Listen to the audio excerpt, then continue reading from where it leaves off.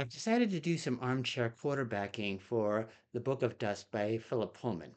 First and foremost, I would have made La Belle Sauvage a standalone novel. It's a great book on its own, it doesn't need to be part of some other trilogy.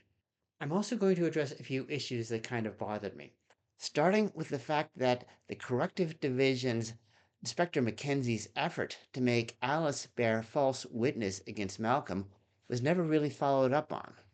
I think what should have happened is that in the Firekill Cooley chapter, Alice, after describing her ordeal to Dame Hannah, would ask about the accusations that people were trying to force her to make. The fact that people were trying to discredit Malcolm should be made known. Dame Hannah would then reply that she got in touch with everyone whom she knew. They either could not find out what happened to Alice, their efforts to have her released were blocked, or that they did not reply to Hannah's inquiries. Hannah did agree that the truth about Alice's experiences had to be made public, but it had to be done very carefully. She then told Alice to start working on a plan, make sure she had every single detail, but do not do anything until they had had a chance to talk again and made sure that they had thought of everything. My next issue was Lyra's conversation with the being that she encountered during the storm at sea. Was it really an angel? Because it did not match the description of the angels that she and Will encountered. If it really was an angel, was it one of the renegade angels, such as Xanthia?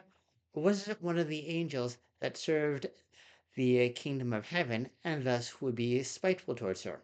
And if the latter was the case, then it should have been established. I think that conversation should have been the entity that Lyra talked with, explaining that thoughts, ideas, and the imagination that propelled them could move between the universes. Only beings of flesh can affect change within a universe. Beings of flesh could go into other universes briefly, but not stay there indefinitely, as John Perry had discovered. I think it should have also been explained that windows between the universes had been forming naturally for a long time. They were not a problem. The problem came when the people of Chitigatsa became greedy, satisfied with trying to find other openings that occurred naturally, so they started creating them greedily, recklessly. This created an imbalance, and the specters were in part a cause. It was those windows that needed to be closed. Other windows that formed naturally were not a problem, and so the rebel angels had probably decided that those could be left open. Xanthia chose not to tell Will and Lyra that they would be leaving some of the openings because she felt that Will and Lyra would need to concentrate on living in their own worlds and dealing with the problems in those worlds. The next thing that bothered me was how little time was given to the Miriorama. I think that instead of just having Lyra and Aster just turn over a couple of cards and then be interrupted, they should have been allowed to go on a bit farther and build a narration that would parallel Gildea's later battle with the wizard, thus showing how Lyra would have known how to find the cave. While I can understand Philip Pullman's desire to have a reconciliation between Gerard Bonneville and Lyra, I cannot accept the idea of him being her half brother. Marissa Coulter would have gotten into a great deal of trouble with her masters in the magisterium for having an affair with a man with whom they were so ideologically opposed, resulting in a child not her husband's. It's the kind of trouble that would result in her being severely punished and her activities being severely restricted. That such a thing could happen twice simply does not seem plausible to me. I can't imagine Marcel Delamere finding out about Mrs. Coulter's affair with Lord Asriel and using that to pressure her into testifying against the elder Bonneville. I'm assuming that Bonneville somehow planted a detonator in the bomb that was brought in a red building and that he triggered it so that he could trigger it prematurely. What I would add to that is that there were several troops. What I would add to that is that there were several soldiers guarding the vehicles, that's vehicles plural, and that they rushed in when they heard the explosion. Following their training, they naturally grabbed Marcel Delamere. They immediately grabbed Marcel Delamere, ran back to one of their vehicles, took it, and in their haste they forgot to take the keys or otherwise disable the other vehicle and were gone before Bonneville was able to pull himself out from under the debris and do anything. After that, he followed Pantalimon into the world of the roses, and after a little while approached Lyra and told her that he'd found out that her mother had testified against his father, thereby destroying his father's life, but only very reluctantly, because she was already in trouble affair with Lord Asriel. Bonneville wanted to make peace with Lyra because he didn't want to risk another fight with her, and he certainly did not want Malcolm angry at him. From this point on, I'm adding completely new material, which is part of why keeping La Belle Sauvage separate from the Secret Commonwealth and the Rosefield makes so much sense. I haven't given any thought as to how the Secret Commonwealth, the Rosefield, and what would probably be a third book would be divided up, or what that third book would be called.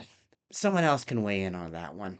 A day or so later, Lyra, Malcolm, and Bonneville head back out, take the truck that was left behind by the soldiers, and drive it back to the research station where they sell it to the people who are refurbishing it, divide the money among themselves.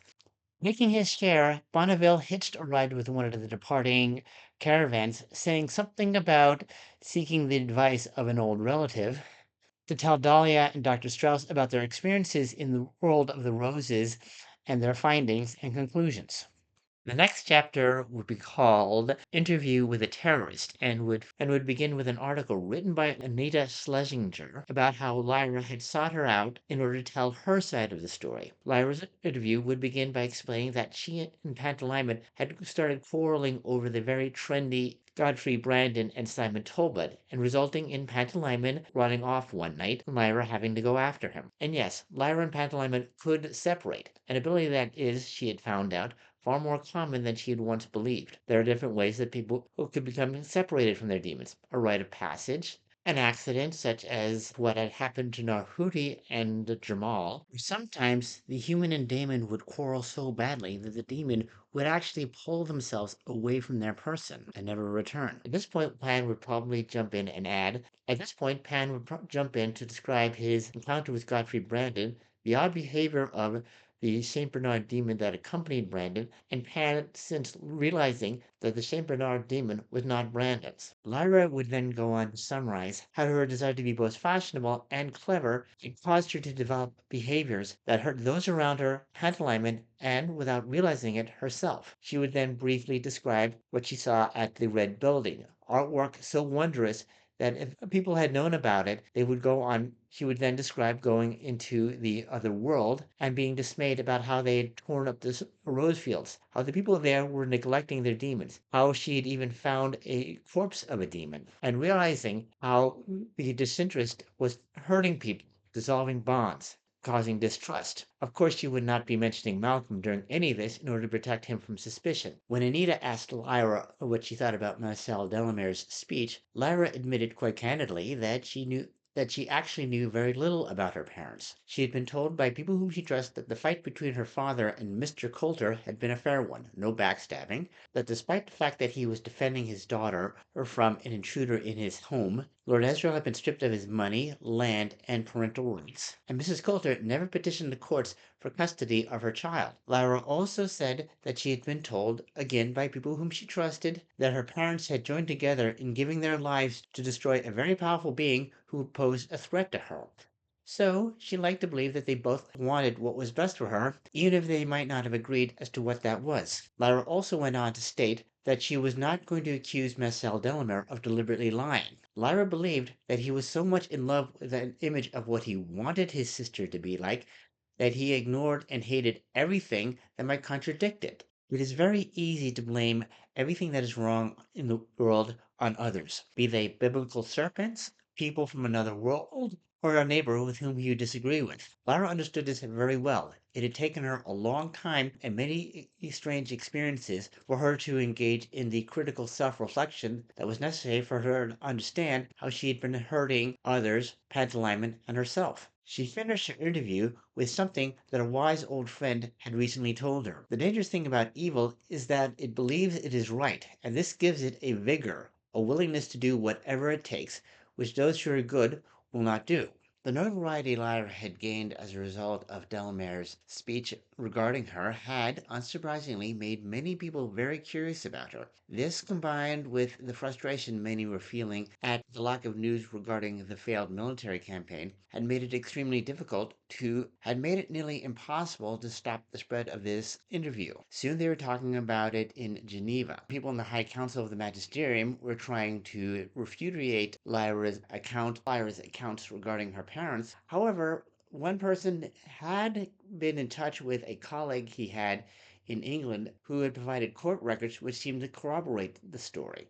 At the same time, in England, Mackenzie of the Corrective Division was having trouble of his own due to a rumor that had been popping up in different places that he had been trying to coerce a former detainee into giving false testimony against a longtime friend of that detainee. His efforts to squash these rumors were made difficult because they were always popping up in large cities which Alice was not known to have had any friends or ever having personally been. The rumors had been traced to letters that had been photocopied with chemicals and papers that were too common to be traced. An analysis of the text indicated that each line had been typed with a different model of typewriter, and of course, Alice was too smart to have used any of the typewriters in the hotel where she was currently working. After reading the interview of Lyra, Mackenzie, already feeling quite harassed by the rumors that he had been trying to coerce false testimony out of detainees, immediately summoned Elliot Newman from the Ministry of Finances, who had so contemptuously shut down Oakley Street,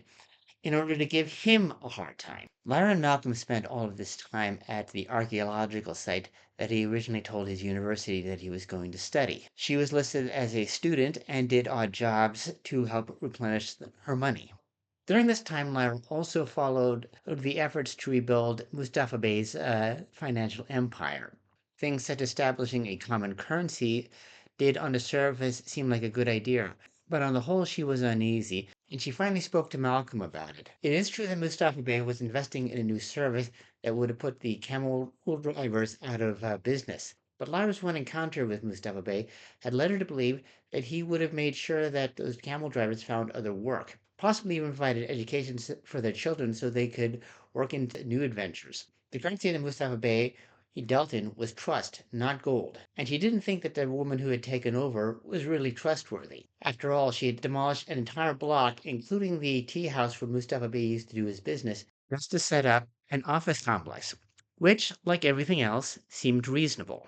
Lyra and Malcolm were making their way back to England. They stopped off at Smyrna and paid a visit to the princess and discovered that her demon had returned to her. It turns out that Fenurius had actually been in the city for almost a year, but had been reluctant to the last half mile back to his person. He had been discovered by Nerhudi, who had convinced him to go back to his person by offering to come with him. Grateful for the girl's help, the princess convinced Nerhudi to stay for a couple of days while she had made some inquiries, got a lead on the survivors from the shipwreck, who provided Nerhudi with the information, the names of some people who were friendly to the Cantacuzino family, and even a little bit of money for Nerhudi's journeys. After their visit, they boarded a ferry to Constantinople, at which point Lyra and Pan became rather melancholy because they realized that they would not be able to make it back to Oxford before Midsummer Days, and they would miss their annual time at the bench, their annual reminiscence with Will's memory. This would lead the two of them to rethink their earlier conversation regarding Malcolm and Alice.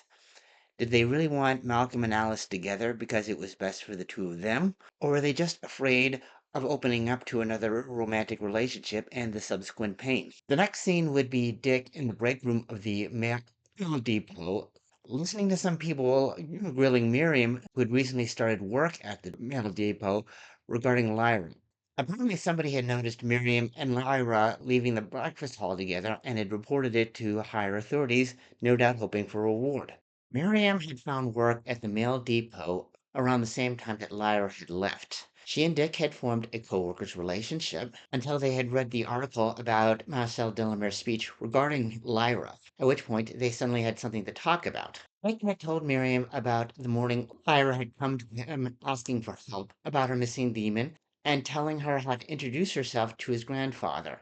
He had not told her about the Trout, the Polsteads, or Hannah Ralph, And since the people questioning her had never asked about Dick, she didn't mention him. All of this he reported to Hannah Ralph the next morning. Hannah advised him not to come to her place again, and gave him instructions on how to contact her the next time he had news for her. Dick explained that he wanted to help, not just because Lyra was his friend. Terrible things were happening, and he wanted to help. Hannah said that was a good attitude, but that he had to be very careful. That afternoon, Dick and Miriam were walking along the docks when Dick happened to see his grandfather's boat. The two went on board to ask Giorgio Bravant what he knew about Lyra. Giorgio explained that Lyra left one night during an attack on the Fens. Fortunately, young Orlando Farr had anticipated such an attack for the better part of a year. The Major Portugal's encounter with the Zeppelin had confirmed his suspicions, and they were ready for it. Dick then asked about them being attacked by a Zeppelin. When Giorgio explained it, Miriam started asking about jack-o'-lanterns, will-o'-the-wisps, and flying boggarts. A bit later, when the two of them left the boat to go to work, Miriam was wondering, could Lyra have been responsible for whatever hit the Zeppelin hitting the Zeppelin? And could Egyptian folklore be a good topic for her upcoming paper? In Constantinople, Lyra recounted to Malcolm her experiences on the day the patriarch was killed. Malcolm was curious as to whether or not the magisterium had ever gotten around to explaining how a dozen men armed with swords had gotten into what should have been a secure building. For her own part, Lyra was curious as to how a priest could have gotten so covered with blood, yet apparently come out completely unscathed. Pantomime and Astrid, meanwhile, were wondering about the policy of a place that clearly did not need the money, selling bathwater to the people instead of freely sharing what in theory had been a freely given blessing. I haven't decided if any of them would have an opportunity to pursue their questions or what they did about the people who were apparently following them. In Geneva, Delamere had arranged things so that everything the magisterium did had to go through his office. While that made it easy for him to bring the magisterium's vast resources on his personal projects, it also meant that the individual departments no longer had the autonomy to react to unexpected or fast moving events. He also had not set up any type of chain of command in order to delegate responsibilities, or in the event that he should become disabled, which was becoming increasingly the case. In short, Marcel Delamere had made himself the biggest obstacle the magisterium had known in quite a few years. All of this Malcolm learned from the Oakley Street agent in Geneva. While they were talking about this, Lyra and Pan were having a quiet conversation, which concluded with them asking the agent if he knew where to find Marcel Delamere's mother. Neither one of them really wanted to meet the old woman, but they both agreed that they might learn a great deal from it. The next morning they arrived at the house, where Lyra easily stared down the servants, gained access to the old woman's bedroom, and introduced herself as Melissa Coulter's daughter. The conversation that followed left Lyra and Pan both very deeply shaken, but also with a much better understanding of their mother. Outside, the two met up with Malcolm and Astor, and soon boarded a train heading on to their next destination. About an hour or so later, Delamere comes by to taunt his mother again, since that was one of the few things in which he could still find pleasure. The old woman, unaware of how much time had passed, told him that Lyra had just been there. Irrationally, he bursts from the building, sees a young woman walking away. He immediately attacks the young woman, knocking aside a few people who tried to stop him, throws her to the ground, and starts trying to strangle her. Another man comes in,